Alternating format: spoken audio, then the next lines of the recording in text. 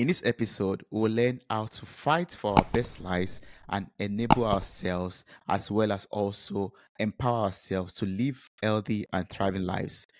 Helping us with this is a U.S. Army Special Force medic turned author and entrepreneur. Welcome to the show, John. How are you doing? Thank you for having me. I'm doing good. How about yourself? I'm doing great. Thank you so much for making out the time to join me on this episode for Soulful Conversation. I'm so glad and delighted that you're here today and we're making all of this possible. And I'm looking forward, as always, to learn wonderful things, new things from you also in this conversation. Um, while preparing for the conversation, or even before we even scheduled this, I learned that you served in the U.S. Army, hmm and one question that always pop up in my mind when I read such title information is always like, what inspired you to join the U.S. Army, and what was it like serving in the U.S. Army? So can you help Yeah, us answer these questions? yeah. Actually, my my inspiration of joining the military actually was it's a little indirect because truly what my motivation is to counter child exploitation and abuse. So that's always kind of my motivation is to find solutions to child abuse and things of that nature. And at the time that I graduated college, I didn't think that I would be able to get into a federal agency such as like the FBI or um, any law enforcement agencies in the United States that do combat that at a federal level. And that's a little naive because at the time I probably could have been hired by those agencies. So I decided to gain my experience through the military.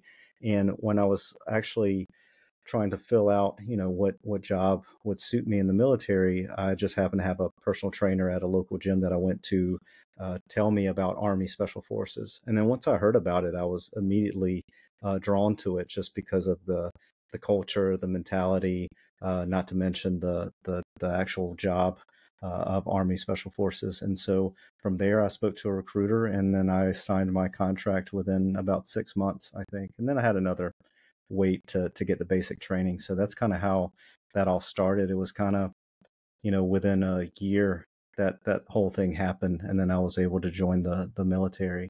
But that's kind of the whole motivation. That's eventually why I got out. Although it probably would have been, a nice career to stick in for 20 years and retire. I did want to go back to what my actual motivation was, which was protecting children and in whatever way possible. And that's kind of what got me to write this book, because although it is meant for individuals, it's also meant for parents and families to be able to, kind of start to implement these safety strategies and security strategies so they can protect your family and themselves.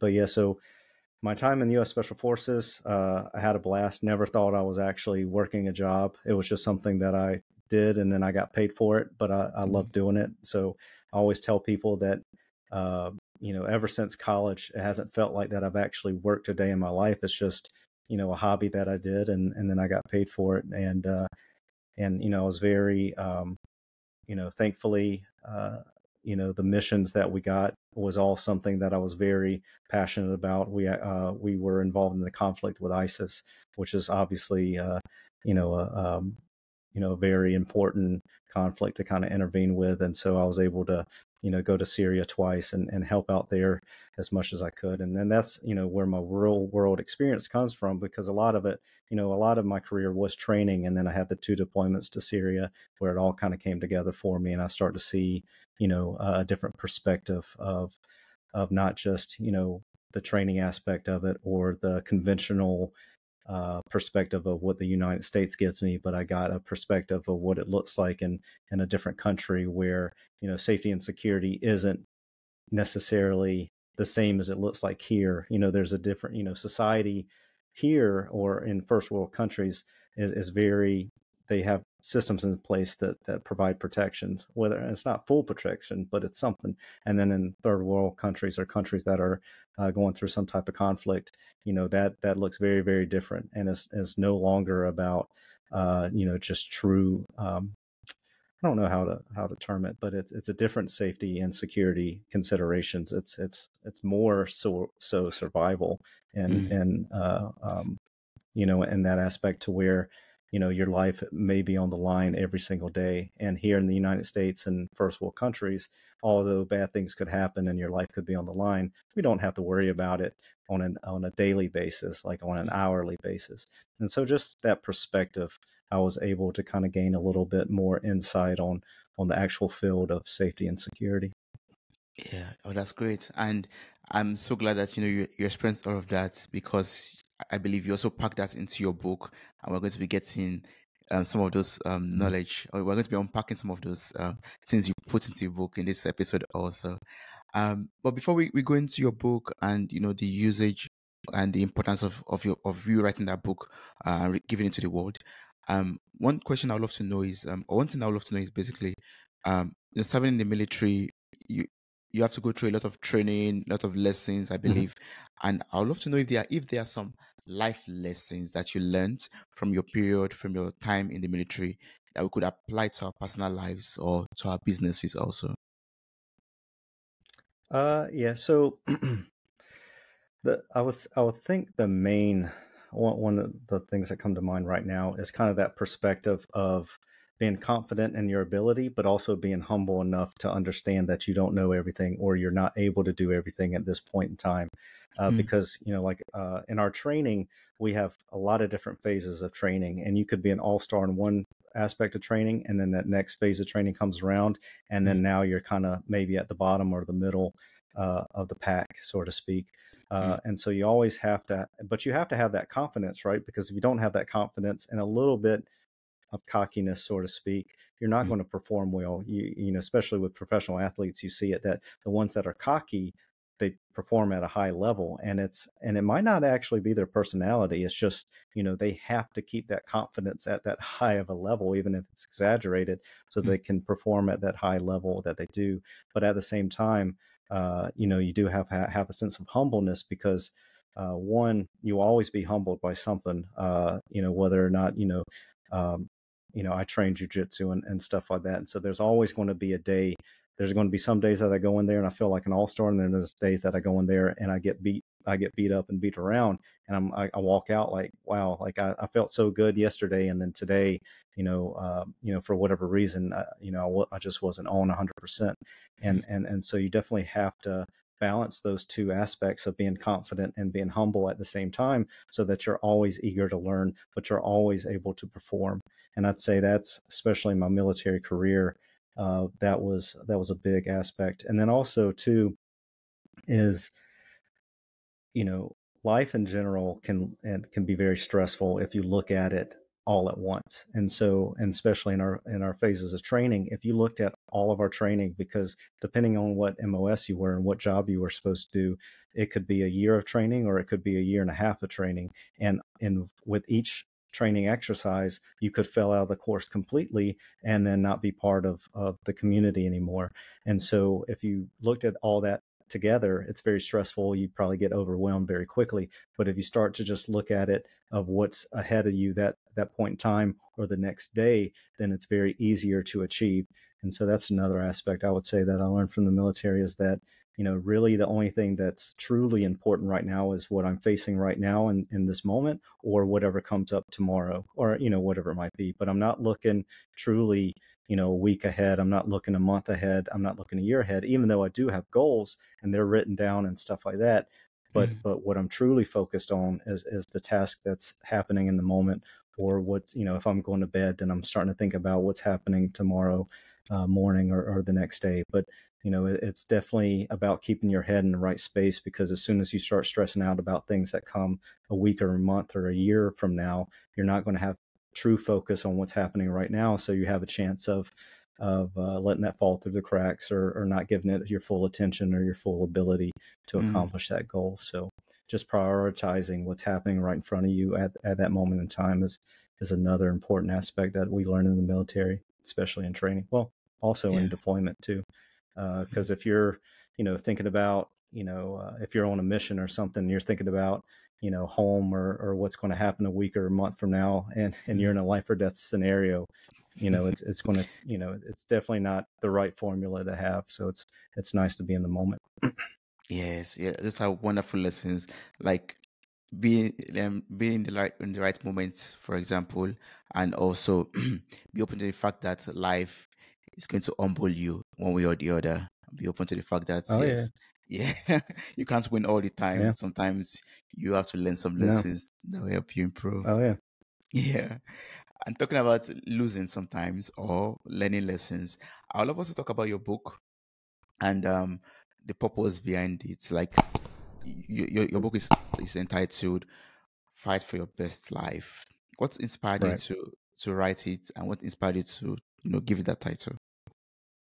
Yeah, so initially the book was meant to be, and it still is, but it's definitely got another aspect to it, and that's why the title is what it is. But initially it was supposed to be like a very simple self-defense manual of the things that I've learned in the military, of just like the planning and research and the mindsets behind, you know, uh, all the aspects of self-defense, whether it be planning and rehearsing safety plans. So if something was to happen, you have a plan in place, or whether that's the mindset that you're supposed to have or you could have during what I call a safety event, which is any event that threatens your safety or your life. The mindset of it, and then also after the fact of what you go through after a traumatic experience and understanding trauma, PTSD, things of that nature. And truly, like I said, initially it was just supposed to be a straightforward manual. Uh, and then as I started writing it, it felt like a self-help book to me. And it was more so like there's a motivational side to it. And then I started really, then it became developmental, to where I started putting in chapters about peak performance and developing programs and curriculums, and then understanding your strength and limitations and things like that. So it became a very a tool for awareness, of personal awareness, and then also external awareness of factors outside of your control or in your control, and being able to develop them, develop those in time. And so that's when I understood that it was a self-help book and not just a self-defense book.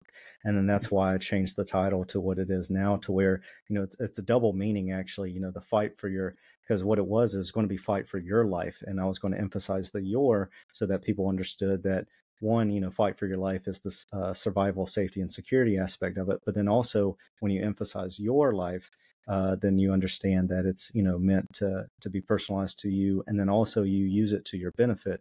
And then from there, we just added in best to kind of really bring home that emphasis of not just the safety and security aspect of it, but also making sure that everything that you learn from the book then transfers over to whatever life goals or aspirations that you might have, so that you're always using these transferable skills to better yourself and to better the people around you, whether it's your family and friends, so you all reach your goals and aspirations. Mm, yeah, that's good. That's very brilliant. And one question that just keep popping in my head right now is basically Mhm. like John. What's your definition of your best life? Like if I walk up to you and say, "Yes, I see you thriving, I see you enjoying," but is this your best life, Yeah. or how would you describe your best Yeah. life? Mine personally, or just in general, best life? Yours personally. I want to get to know you better, John. Yeah, yeah. So for for me, I'm very, the older I get, the more I do. I'm very family focused. I mean, I always have, but now that I have my own family, I'm very family focused now. And so really I'm just trying to get more time to spend with my family, and then and develop my children, and make sure they grow up in in a very healthy, nurturing way, so that they, when they get old enough, they're not having to deal with, certain things that some children have to deal with. And then also, just going back to the whole combating child abuse and exploitation, I'm always trying to find ways that, truly, since my expertise isn't in that field necessarily, I have to find ways that indirectly affect that field. One being this book, because it kind of does deal with parents and children.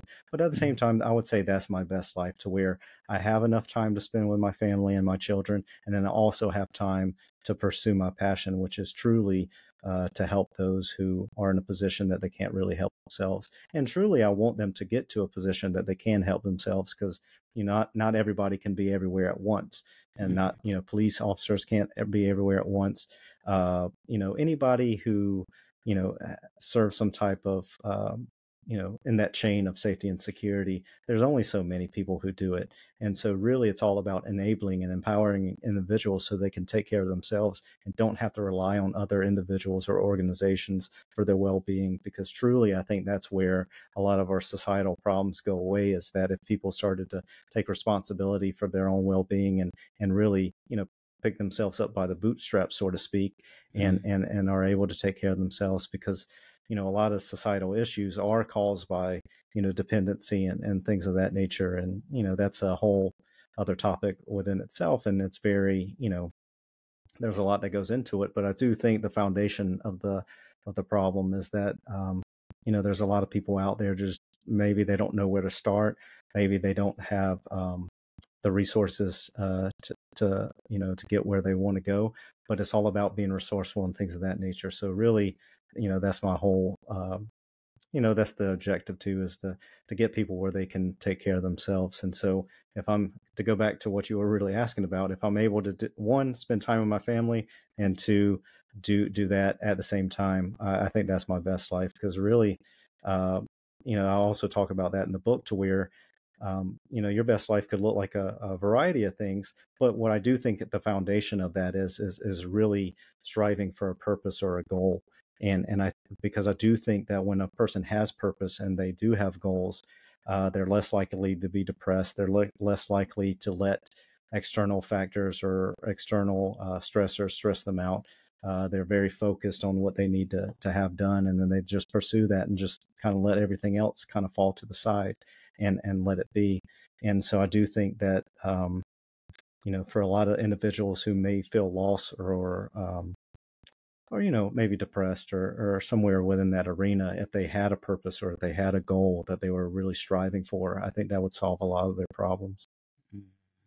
Yes, I believe that's too. Striving to live, striving to fulfill your goals and your purpose in life, being open to the fact Mhm. that life is always teach you lessons one way or Yeah, the other, and also being, focused and staying in the present, not thinking about the past, not thinking too far into the future, but just being thankful and being present could help you live your best life, basically.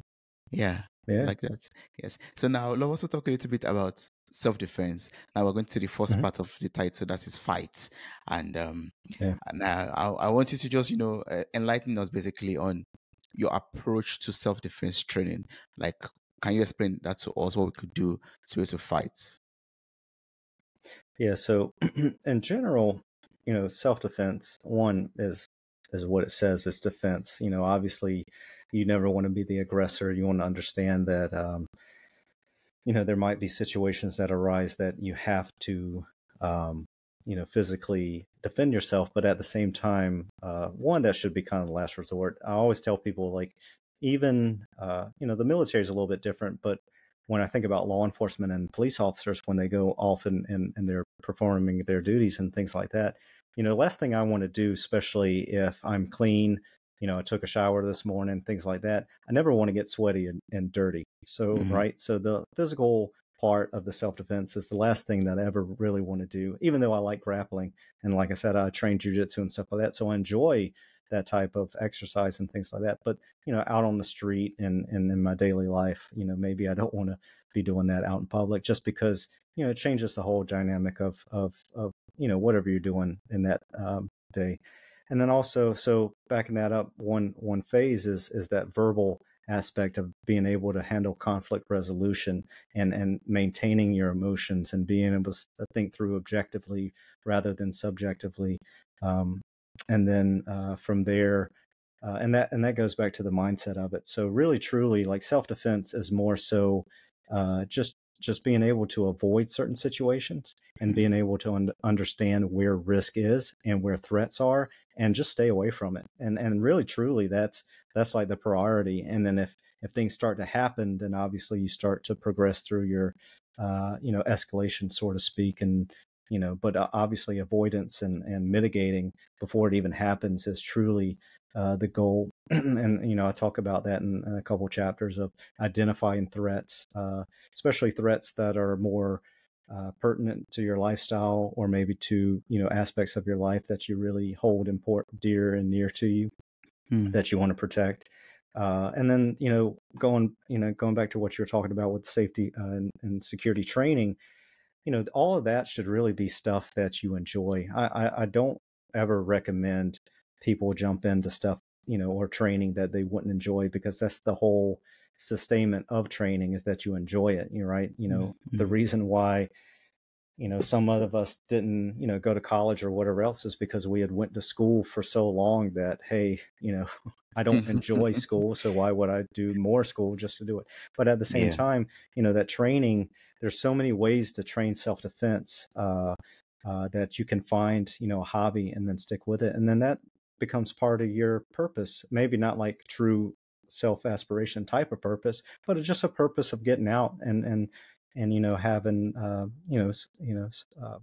kind of interacting with society, so to speak. Because Mm, the days that I go train jujitsu or something like that, it's also a social thing. I mean, I'm there for exercise and training and stuff like that, but it's also um, a way for me to talk to my buddies and things like that. And so that's why I do think that self-defense training doesn't have to be something that is grueling, or that people don't enjoy. I really truly think that it can be a hobby that gets people out of bed in the morning. And so that's my outlook on it, is whatever, any aspect of your life or hobbies that can be indirectly or directly part of your self-defense training, I think you should pursue it, and then implement into that self-defense the actual real life planning and preparedness to it. And then I think that's enough for people. You don't have to be, John Rambo or John Wick or anybody mm. like that. You can just be whoever you are, do what you like to do, and then just make sure that if that can be applied to self-defense, then apply it to self-defense.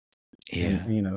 there's no reason to get too complicated with it, or or like I said, just do something that you don't enjoy doing, because that's probably one of the worst things you can do in life, is to try to do stuff that you don't enjoy doing. So Yeah, that's true. I mean, you have to enjoy doing it and be able to do it well and do it right.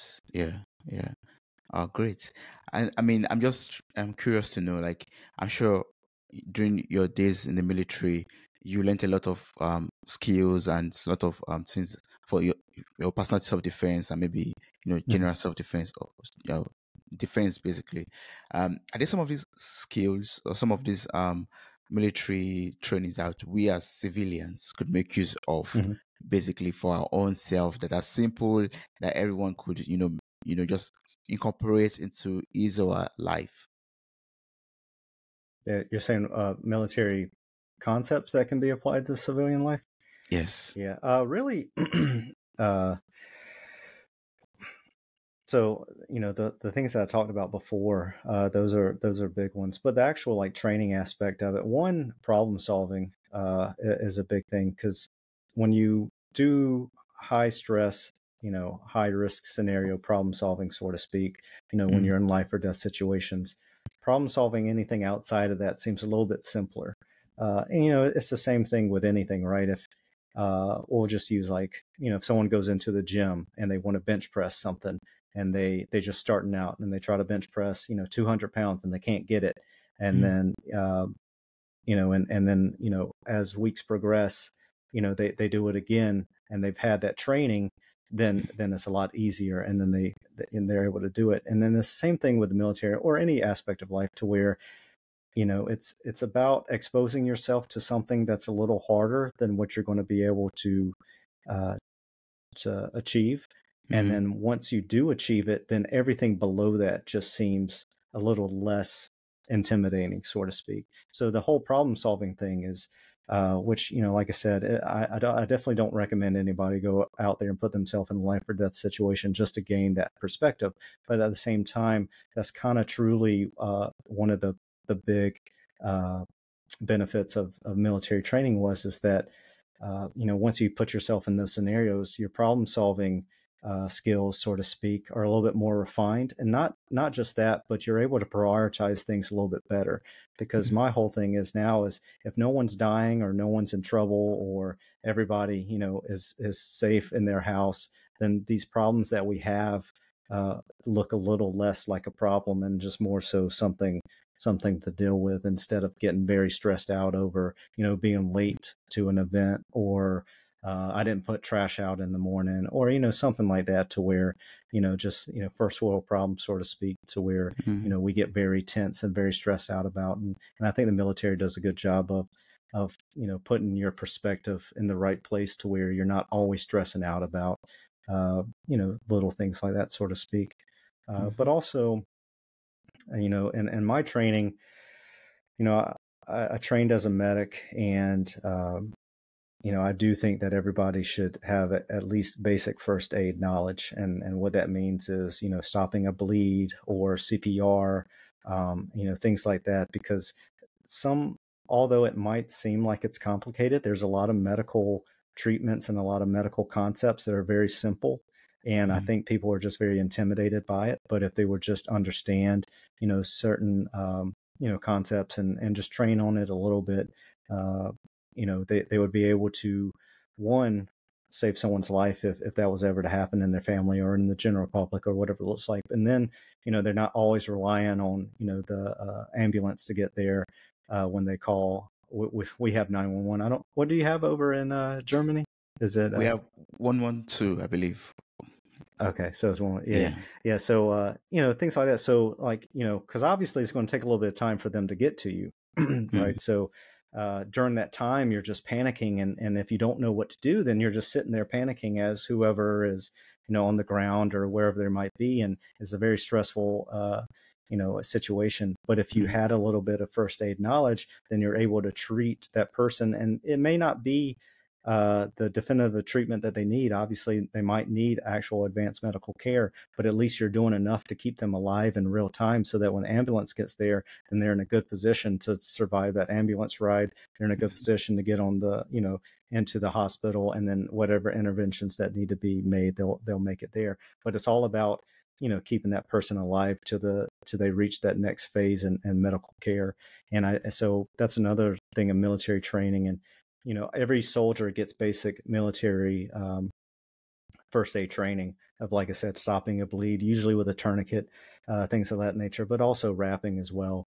And then there's also CPR and things of that nature. But I do think that that's every civilian should know basic first aid, because, like I said, you definitely don't want to be in a position where you have a loved one who's going through some type of traumatic or medical condition, and there's nothing you can do, and you're just having to wait for someone to arrive to help you out. So I do recommend that highly, actually. Yeah. Oh, thanks so much for sharing that. And one other question, or one Mhm. other thing I would love to learn from you is basically, I know from your book also we learn how to, enable ourselves and to empower ourselves to live healthy and thriving lives also. And one of your missions also in life, to help other people out there to, to be empowered to live healthier lives, or strive to live their best life, like we talked about earlier. And now I'm approaching you, John, Mhm. and I want to just know one or two things I could do, or start right now, in order to pave me, or to move me towards the direction of living a much more healthier life, or even to thrive to live my best life. What's one thing I could do right now, or two things I could, maybe start doing right now to enable that? Okay, yeah. I'm going to try to. One of my answers is it's the correct answer, but I know a lot of people don't like it because it's not. It's not very straightforward. It's you have to figure it out. And that one, it's to understand yourself. Mm. And that's a lot, and I do go over that in my book to try to help people out. But truly, that's where it all starts, right? You have to be honest with yourself. You have to be aware of yourself and understand that, hey, this is whatever point in time you are in your life. You have to understand where you are right then and there, not your past self, and not necessarily your future self, because obviously that will mold into place as time progresses. But truly, like, who you are in the moment of, what do you find important in your life? What is your true strengths? What are your limitations? And what are your goals for your future self? and how you align that, kind of like connecting the dots, so to speak, to where it's all on the same line. And so instead of, your future self being up here and your present self right here, like, how do we just create a straight line to get from Mhm. here to here as easy and as efficient as possible? And the only way you can really do that if you start to really understand yourself as best as you can. And so, like I said, that's not, no one really likes that answer because it's not a true quick fix. But at the same time, I do think that's where the baseline is at for anything in life, especially safety and self-defense, but also with, finding your best life, because you're only going to find your best life when you actually truly understand yourself as a person and have that awareness.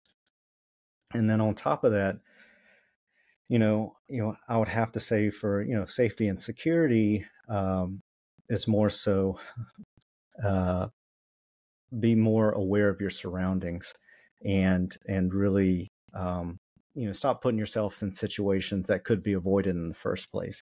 And a lot, technology has taken our awareness away from, the outside world, and that sort of speak, because everybody's either on their phone.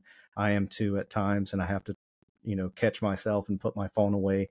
But the other day I saw a woman walking across the street in her on the cell phone, and she was in a crosswalk, but at the same time there was a car coming.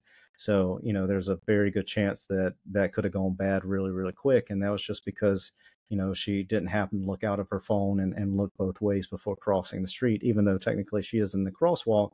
you know, Cars aren't going to automatically, we're not to the point where, we have automatic cars that just stop on, for pedestrians, Mhm. once they're in the crosswalk. But, so having that external awareness of, and more for the safety and security aspect of understanding when something looks a little strange, and you're just like, yeah, maybe this is starting to become a situation where it's a little unsafe for me, and just getting away from it. Because truly that's where it all starts, is that early recognition. And just, like I said, you don't always just have to be running and fleeing away from it, but at the same time, just knowing that, hey, maybe I should keep my eye on this because it's starting to look a little weird. Mhm. And so, like I said, the more technology advances, the more that's going to become harder for people to do, because we're going to be very engaged with whatever technology we have on hand. Uh, but like I said, it's just about being aware of your surroundings and understand when something looks a little off. And it could be obvious. Obviously, people yelling and things like that would be obvious. But at the same time, there are going to be people a little bit sneakier about it, especially, career criminals, so to speak. Those Mhm. who, have been doing it for quite a while. They're very subtle in their hints. But also, if you're paying attention, you'll be able to see those pretty quickly and pretty clearly, actually. So going back, the two answers to your question is internal awareness and external awareness. So Yeah.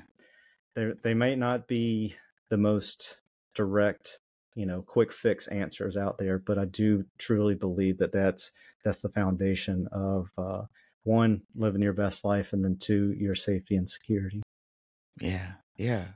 I mean, it makes total sense. For you to live your best life, you have to understand yourself and understand your environment, understand everything that surrounds you. Yeah. And that's Mhm. awesome. So for people who are looking forward to, reading your book, fight for your best life, and maybe also connect with you, work with you, engage with you in one way or the other, maybe even ask some more questions that we're not able to cover in this short conversation. What's the best way to reach out to you to get all of this? Yeah, so the book will be coming out September 12th is when it's unless anything happens, that's when it should be coming out, and it will be available on Amazon. So if this podcast comes out after September 12th, then odds are you can just go on Amazon, search and fight for your best life, and then you'll find me. Then also you can find me on the LinkedIn page. So to be, LinkedIn, my page is for John T. Brewer Jr., I think is what my name is under. And then also I have a website, and it's www.mindshieldandSpear.com. And so it's that's actually the LLC that the book is under. And Mm, those three elements is kind of like the elements that I use when I do self-defense training and stuff like that. So it's the mind, like we've been talking about, the mindset, shield, which is the defense part of it, and spear, when you do have to go kind of hands on with people, and you make sure you do it very forcefully and very accurately. And Mm. so going back to that website, mindshieldandsphere.com. And so like I said, the book will be coming out. You can reach me on LinkedIn, and then you can also come to my website. Awesome, great. I'm going to place the link to your website in the show notes of this episode. So I encourage everyone to just click on the link, copy the link, and reach out to you. And once the book is out, also, it's going to be available on Amazon, and the information will be in the show notes of this episode also. Thank you so much, John. I really appreciate this conversation. I learned so much from you about self-defense, how it relates to self-development, and how we could use all of that to fight and to live our best lives. Thank you so much. I appreciate this. Oh, thank you. Thank you for having me.